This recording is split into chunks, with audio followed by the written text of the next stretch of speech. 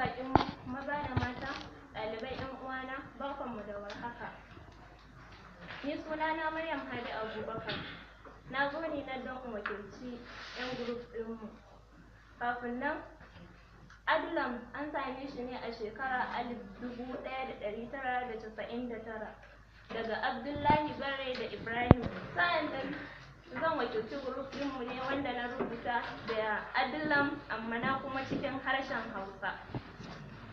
Akan topic da yake magana akan topic ɗin da yake magana akan ƙalubalen da ɗalibai suke fuskanta a harkar ilimi. Ƙalubale na farko shine rashin ƙwarewar malami. Ƙwarai da gaske, rashin ƙwarewar ɗalibi babban abu ne da yake damun ɗalibanmu a wannan lokaci. Sabili da za ka samu mutum ne ya yi karatu a wani fanni, sa'an nan bai kamata a ce ya zo yana koyar da ɗalibi ba, saboda wannan fannin da yake koyar da ɗalibin ba fannin shi bane, kuma shi malamin kanshi bai da ƙwarewa akan wannan fannin. Sabili da haka ne yake janyowa mu ɗalibai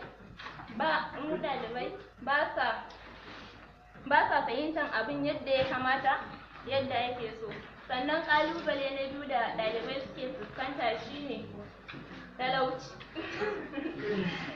Talauci ne yana taka muhimmiyar rawa ga ɗalibi, sabili da lokuta da dama za ka ga ɗalibi yana so ya yi karatu, ya je makaranta, amma saboda rashi babu halin ko siyan da littafi ne bari a kai ga kuɗin makaranta. Dalilin haka sai ka ga ya ma haƙura da makarantar gabaki ɗaya. Wani sa'ilin kuma saboda kuɗin makarantar ana cewa a kawo, saboda haka sai su ga daga ƙarshe an kori ɗalibi daga makaranta. Sa'annan matsalar daga wurin iyaye, wasu iyayen suna so ɗansu ya yi karatu, amma nan saboda babu halin yi, daga ƙarshe dole yaron ya haƙura ya zauna a gida. Sai point na ƙarshe wanda ya kasance na uku shine rashin kayan abubuwan amfani a makaranta.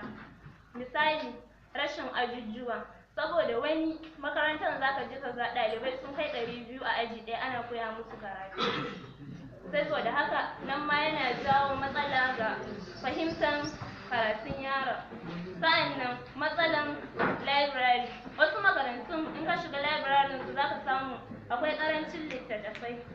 Sa'annan ga masu karanta kimiyya, science student, yawanci suna samun matsaloli irin haka, saboda karatunsu yana buƙatar a musu abu practical ne in an shiga library, to amma saboda matsalar rashin kayan aikin nan na lab sai ka samu ba su fahimci abin da ya kamata sun fahimta wanda aka musu a zahiri ba, sai dai kawai su karanta su wuce. Na gode.